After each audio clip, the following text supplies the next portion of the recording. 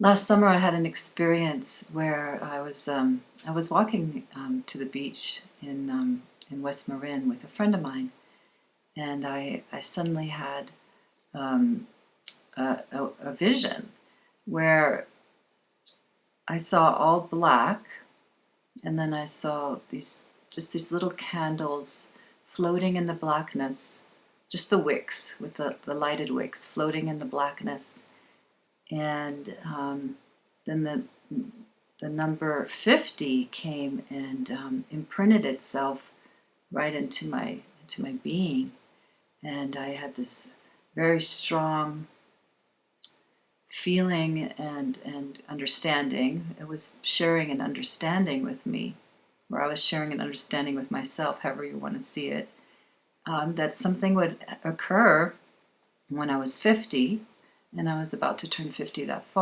this past fall. So, but it felt so big that the only thing that my mind could interpret as possibly being is my own death. It was such a not just a change in consciousness, but something so different and alien to my understanding that it felt like, oh well, maybe I'm going to die sometime in my 50th year. And I shared that with my friend, and I played it down during the year within myself, but at the same time there was something that was kind of aware of it, and in my consciousness, this perhaps this is done. This particular journey to this degree is done, and what can I do? And other than feel perhaps a little sadness around leaving my kids, but something felt open within myself and not afraid. So this past spring, maybe it was already almost May or something, I had been going through quite a bit of health issues. I had gotten some kind of environmental illness or something from the place I was living, which was unusual for me. And I was really sick, and there were lots of I was having to house sit, and there were lots of places where I wasn't able to hold on to a sense of what I later saw as control over my situation. I wasn't able to house my daughter at the time. She stayed with her father, and I wasn't able to stay in my place because it was making me sick. And I was bouncing around, house sitting in beautiful places, no doubt, and with gracious hosts and such. But it's not the same as being in your own home, and I wasn't feeling well, and so my body got quite weak. So this is what was occurring all the way from like January through May, kind of almost into June. And then I went on a personal retreat at this place that I really love to go, that is just a self-led retreat on my own by the ocean. And I had no idea what was going to come, and I'm going to share it with you.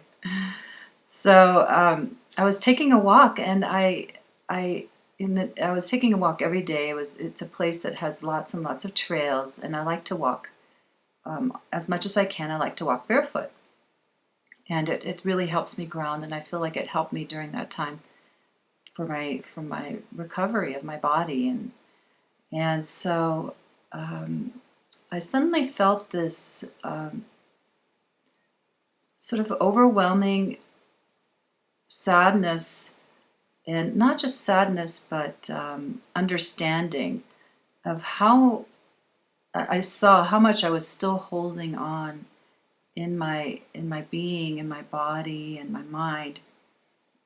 This sense of desire for a control over my life still, even though so much had been let go of, and so many revelations and so much kind of understandings had occurred, and I wasn't really aware that something more would happen other than that vision, that something may be coming. But so I felt the gripping where I was still gripping, and I, rather than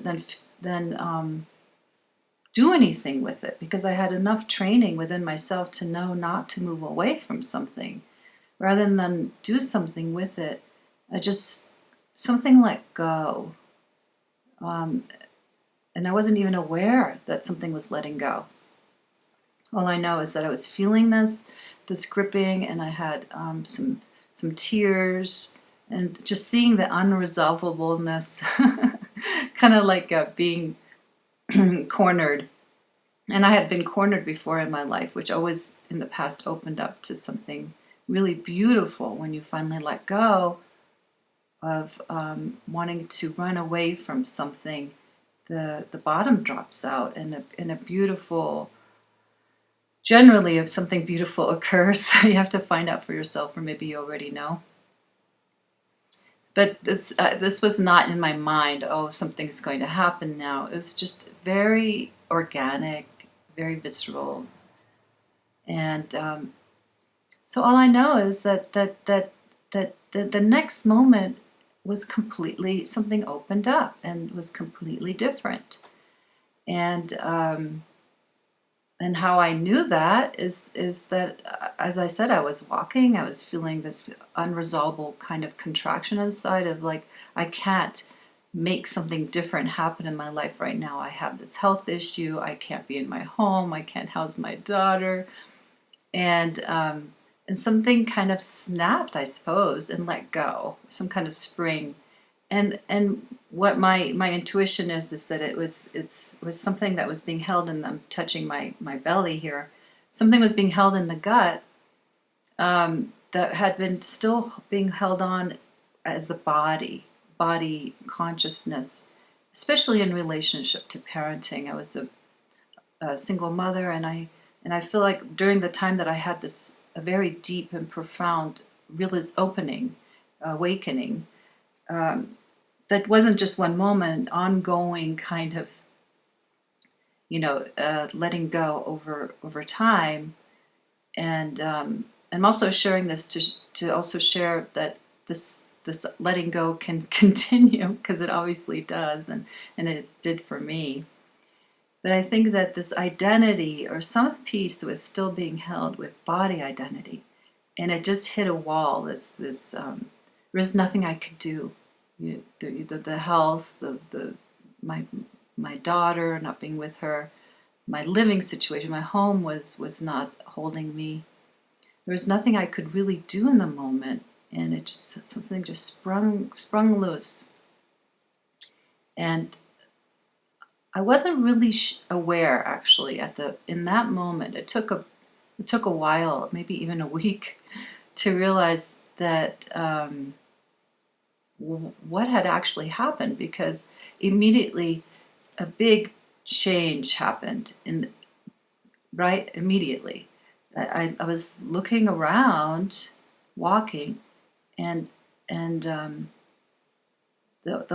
my whole experience of life shifted once again, because I had had an experience when my kids were very little of a deep emptying out and seeing into the emptiness into true nature, deep emptying out.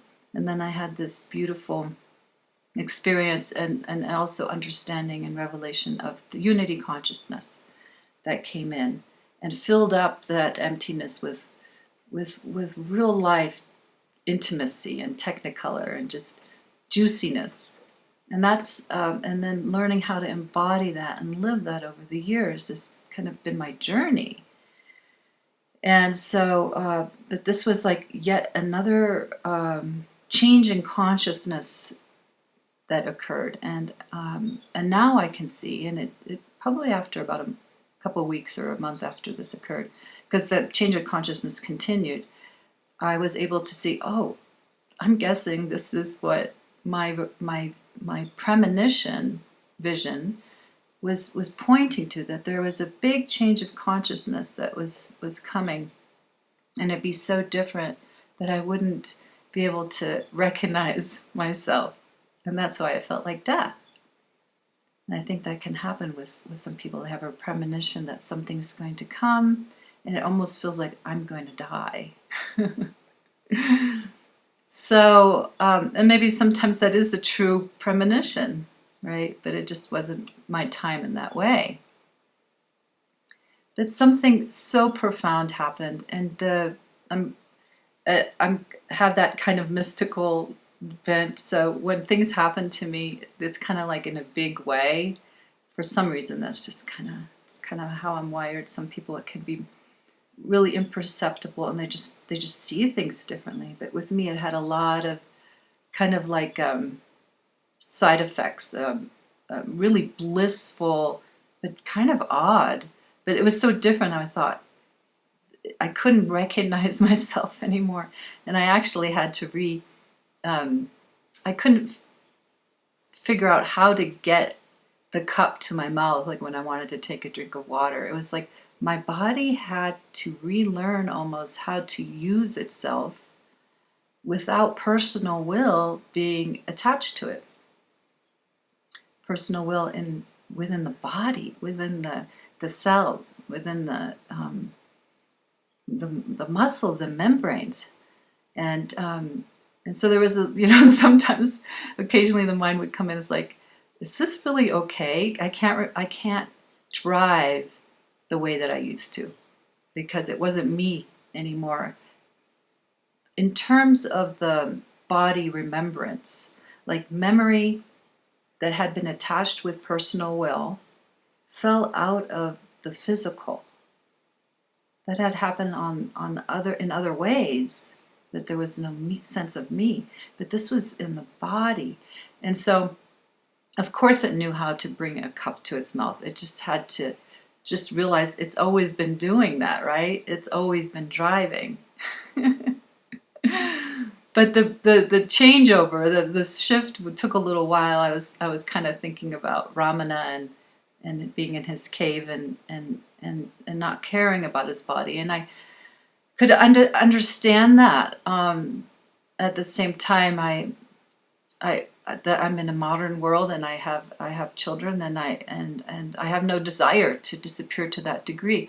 But it was a huge disappearance that was happening, and an operation took over that was completely different, like a total changeover as a body.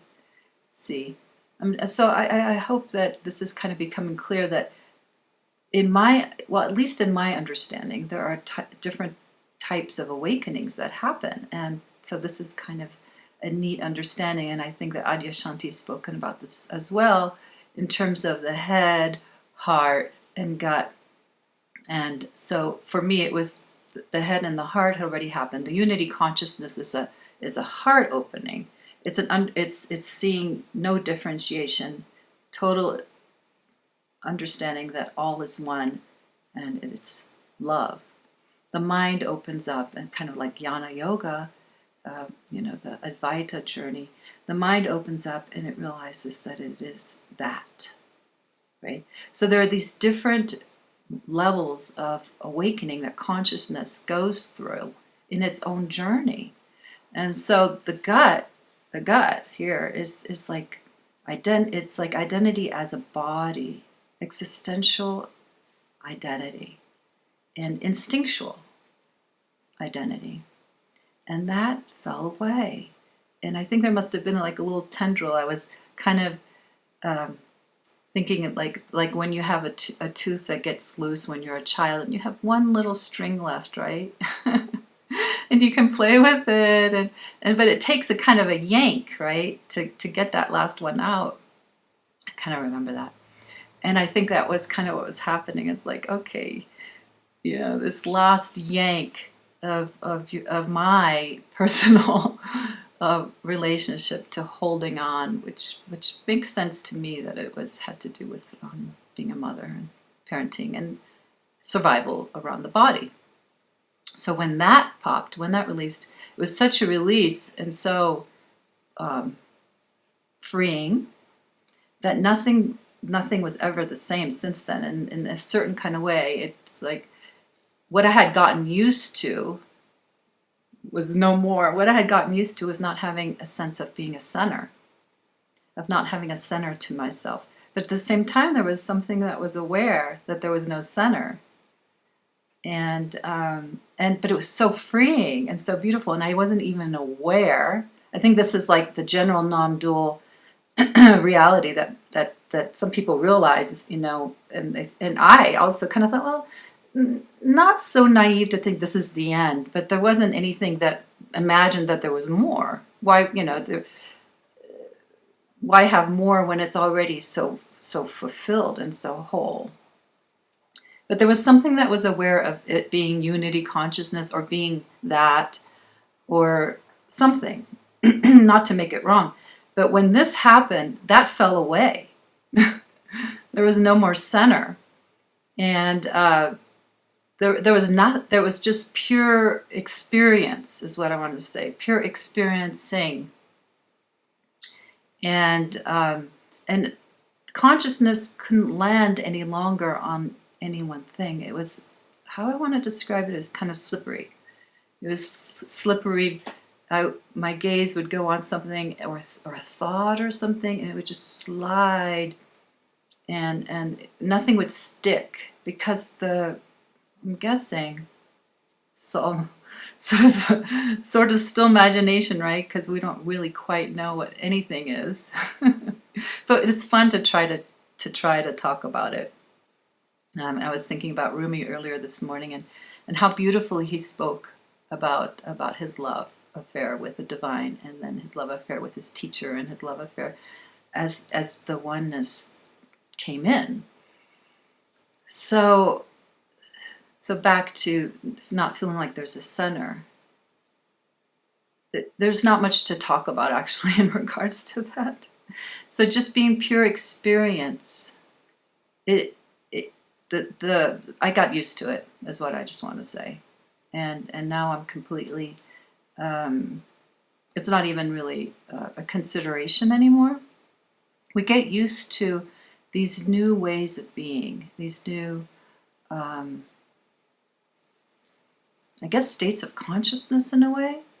But sometimes we don't even know that we're in a state of consciousness, right?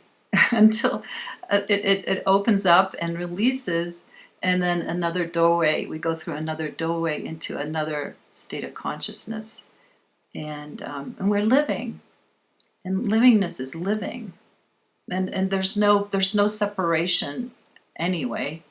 But livingness is living, and then the body. I finally understood what I thought I understood about how I'm not the body, how we're not the body.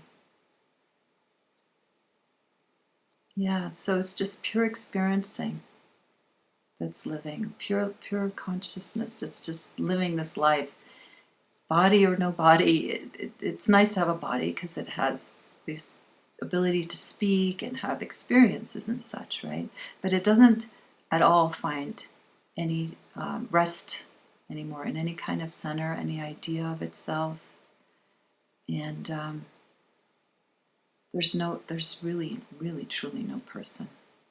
There's only the self, as Ramana says. There's only the self. And also the same truth is what the Buddha says, so they say. There is no self, because there is no center to consciousness. There's no center. And so there, I just wanted to share this, and I wasn't sure how or when I would share it. But this has kind of been a little week of sharing videos of personal revelation, and also what I feel may be hopefully in service to the whole in some kind of way. Wishing you well.